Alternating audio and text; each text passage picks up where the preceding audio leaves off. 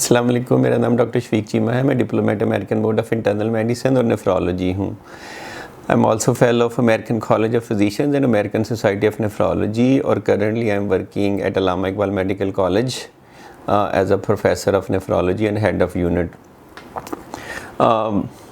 Recently I move back from America और पाकिस्तान कुछ अरसे से प्रैक्टिस कर रहा हूँ।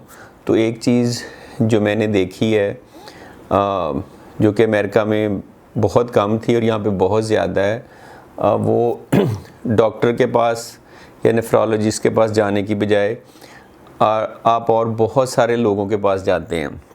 उसकी वजह कुछ थोड़ी सी लाइल्मी है और कुछ आजकल यूट्यूब में जो अजीबोगरीब इंफॉर्मेशन सर्कुलेट कर रही है। अब इसका जो थंबनेल है जो मैंने भी वीडियो का लगाया है वो जान के लगाया है। 3 दिन में 100% गुर्दे ठीक करें, नई तहकीक ने तहलका मचा दिया। टोटली गलत है। आई अपोलोजाइज, सॉरी, मैं तो इस तरह के लगाता नहीं हूँ, लेकिन मैं ये लगा के आपकी थोड़ी सी आंखें खोलना चाह रहा हूँ कि जो इस तरह के सारे उस पे आते हैं ना थंबनेल और लिखा होता है वो गलत होता है। कुछ हकीमों की तरफ से है, कुछ होम्योपैथिक की तरफ से है, कुछ बाकी लोगों की तरफ से है। कुछ आएगा आपको लिखा हुआ है कि जी डॉक्टर बिल्किस का शरबत पी और गुर्दों के सारी बीमारियों का 100% इलाज करें, नेचुरल नुस्खा है, मुजर्रब नुस्खा है, टोटली डिटॉक्स हो जाएंगे गुर्दे। अगर आप खोल लें तो वो इतने ज़्यादा इस तरह के आएंगे। ये पूरा माफिया है जो एक्टिव है। ये एक्टिव किसके अगेंस्ट है? आम मासूम लोगों के अगेंस्ट, जो बेचारे गरीब हैं, जिनको समझ नहीं है, जिनका थोड़ा नॉलेज कम है, जिनको किसी तरह से तसल्ली चाहिए। क्योंकि डॉक्टर तो सपोज़ करो कि अगर आपके गुर्दे वाकई ख़राब हैं, वो कहेगा कि इसका कोई इलाज नहीं, क्योंकि अमेरिका में भी कोई इलाज नहीं है, यूरोप में भी कोई इलाज नहीं है, तो यहाँ कैसे हो सकता है? तो वो तो ऑब्वियसली यही कहेगा। लेकिन ये आपको कहेंगे कि नहीं, आपने टेस्ट भी नहीं कराना, कुछ भी कराने की ज़रूरत नहीं है और आप जो है बिल्कुल ठीक भी हो जाएंगे। तो ये अमेरिका में भी थोड़ा सा है, लेकिन वहाँ पे इतने ज़्यादा जो हकीम और क्वैक्स और जो अनपढ़ किस्म के लोग हैं और कई तरह की जो जाहलियत फैलाने वाले सिस्टम है वो बहुत कम है। वहाँ पे ऑब्वियसली न्यूट्रासूटिकल, कुछ वाइटामिन और कुछ मेडिसिन ऐसी यूज़ होती हैं। अमेरिका में मेरी एक पेशेंट थी, वो 8-10 मेडिसिन पे थी। एक दिन आई कि डॉक आई एम जस्ट मैंने अपनी सारी मेडिसिन स्टॉप कर दी हैं और मैं ये वाइटामिन ले रही हूँ, I am feeling so good कि मेरी तबीयत भी बहुत बेहतर है। और वो 2-4-5 हफ्ते जब आई नहीं उसके बाद, तो मैंने उसकी बहन से पूछा, सिस्टर से, कि वो आती क्यों नहीं है। वो कहती है कि उसकी तो सडनली घर में डेथ हो गई, कि वो घर में सो रही थी तो उसकी डेथ हो गई, क्योंकि उसने सारी हार्ट की मेडिसिन भी छोड़ दी, जिसमें डिस्प्रिन वगैरह भी थी प्रिवेंट करने के लिए हार्ट अटैक। तो इस तरह से आप नहीं कर सकते। अभी ये जो मैं वीडियो बना रहा हूँ, इसका मकसद ये है कि आप लोग जब आते हैं इस तरह की कोई हरकत करके, आपकी क्रिएटिनिन ऊपर जाती है, गुर्दे ख़राब होते हैं, जीएफआर नीचे होता है, तो फिर आप बड़े सरप्राइज़ होते हैं। फिर आप कहते हैं कि जी अब हम आपके पास आ गए हैं, ठीक कर दें। नहीं, फिर हम कुछ नहीं कर सकते। वो इस वजह से कुछ नहीं कर सकते कि गुर्दे में जो डैमेज एक दफ़ा हो जाता है, ज़्यादा केसेस में वो परमानेंट होता है, वो इरिवर्सिबल होता है, वो ठीक होने वाला नहीं होता। अभी रिसेंटली मेरा एक पेशेंट आया, उसकी कोई 50 साल उम्र है, शुगर है, ब्लड प्रेशर है, गुर्दों का मसला है। अब वो आके कह रहे हैं जी हमने क्रिएटिनिन बड़े अरसे से 2 पे स्टेबल थी, अब सडनली 4 हो गई है। मैंने कहा कितनी देर में 4 हुई है? वो जी पिछले 6 महीने के अंदर। मैंने कहा इतनी तेज़ी से तो नहीं बढ़ती, 6 महीने में तो 2 है, तो 2.1 होनी चाहिए थी। वो असल बात ये है जी कि वो इसके एक बहुत अजीज़ दोस्त हैं, उनके गुर्दे एक जगह जाने से बिल्कुल ठीक हो गए थे, तो ये वहाँ चले गए। अब वहाँ जाके क्या किया है कि उसने कहा कि ये डॉक्टर वाली दवाई तो छोड़ दें, मैं आपको दवाई देता हूँ। तो 6 महीने वो दवाई इस्तेमाल की, जब क्रिएटिनिन बढ़ी तो अब डॉक्टर के पास आए हैं। सरासर जाहलियत है। अब इसमें नुकसान क्या किया इन्होंने? बड़ी बड़ी स्टेजेस पे नुकसान किया। नुकसान नंबर 1 कि जो डॉक्टर की जो दवाई है, जो कोई ब्लड प्रेशर की है, कोई शुगर की है, कोई और चीज़ों की, वो सब छोड़ दी।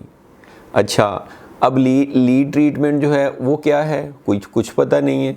वो कैप्सूल हैं, पूड़ियों में बंद हैं, बनाए हुए कहाँ से हैं, क्या ओरिजिन है, किसको पता है?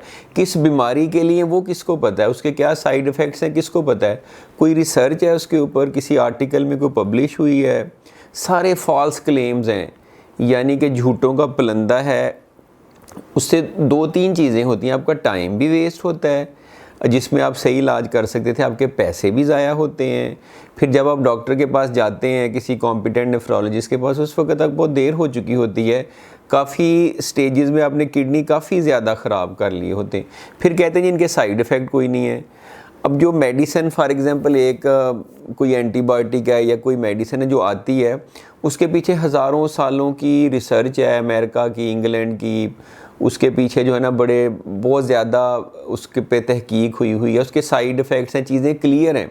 जैसे कोरोना वैक्सीन आजकल आप सबको क्लियर है ना कि इसका क्या क्या साइड इफ़ेक्ट है। चूँकि आपके पास टाइम है, हर बंदा पढ़ रहा है, देख रहा है, इसी तरह से हर दवाई के each and every side effect का पता होता है, उसके इफ़ेक्ट का भी पता होता है। वो लेने से पहले और डॉक्टर के देने से पहले आपको पता होता है। इसमें तो पता ही नहीं है, वो कहते हैं जिसका तो साइड इफ़ेक्ट ही कोई नहीं है, ये भी झूठा क्लेम है। जब उसका इफ़ेक्ट ही कोई नहीं होगा, फ़ायदा ही कोई नहीं होगा, तो शायद साइड इफ़ेक्ट भी कोई ना हो। मैं आपको थोड़ा सा आटा बंद करके कैप्सूल में डाल के दे दूँ तो आपको ना इफ़ेक्ट होगा ना साइड इफ़ेक्ट होगा।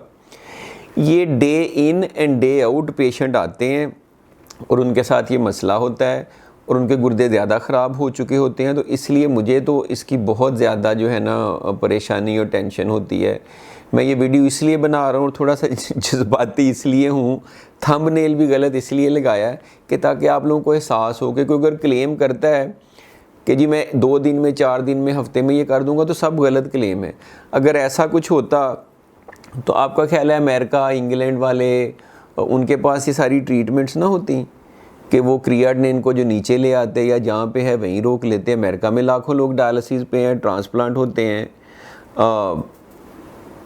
दूसरा ये कि अगर सपोज़ करो ये कर सकते होते, ये जो हकीम है और क्वैक्स हैं और होम्योपैथ है कर सकते होते, तो फिर कुछ अरसे के बाद आपकी क्रियाटिनिन ऊपर क्यों चली जाती? और अगर क्रियाटिनिन ऊपर नहीं जाती तो फिर आप डॉक्टर के पास क्यों आते? आप उस वक्त आते हैं जब बिल्कुल बंदा मरने वाला होता है या डायलिसिस पे जाने वाला होता है या गेम हाथ से निकल चुकी होती है। और सपोज़ करो अगर इनकी दवाई काम करती होती तो बड़ा आसान है, आप ब्लड का टेस्ट करा लें, क्रिएटिनिन का वो नीचे आनी चाहिए, चीज़ें बेहतर होनी चाहिए। इनको तो पता ही नहीं है, इनको तो यही नहीं पता कि ये इलाज किस चीज़ का करें।